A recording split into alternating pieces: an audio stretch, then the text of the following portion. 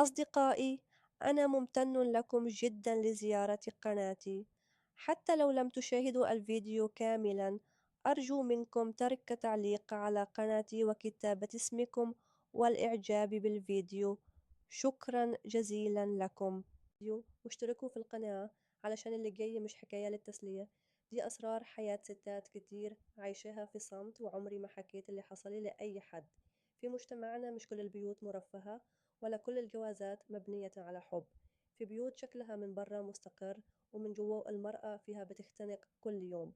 جوزي ما كانش بيضرب ولا بيشتم، بس كان أبرد من الإهمال نفسه. يوفر الأكل والشرب، لكن عمره ما وفر أمان. كنت أعيش معاه لكن عمري ما حسيت إني زوجة. لا كلمة حلوة ولا سؤال ولا إحساس إن في حد شايفني. في بيوت كتير الست بتشتغل وتطبخ وتنظف وتسكت، والسكوت هنا مش رضا، ده خوف.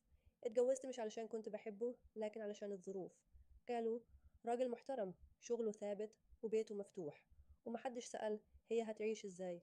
مرت الأيام وأنا بستحمل علشان البيت ما يخربش، بستحمل علشان الست لازم تصبر.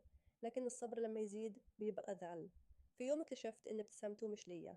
مكالمات طويلة، انشغال دايم، وفي مكالمة فيديو شفت اللي خلاني أفهم إني برا حياته. ما عملتش فضيحة ولا صرخت، لأن الست هنا لما تتكلم تبقى هي الغلطانة.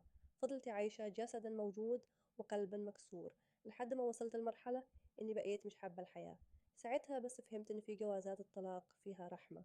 قرار الطلاق ما كانش سهل، لكن كان ضروري. رجعت بيت أهلي، بيت بسيط بس فيه كرامة.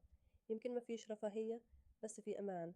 النهاردة بحكي علشان أي ست سمعاني تعرف إن مش كل بيت مقفول يبقى سعيد، ومش كل ست ساكتة تبقى راضية. دي كانت قصتي، قصة واقعية من المجتمع، بتتكرر كل يوم، بس قليل اللي بيحكيها.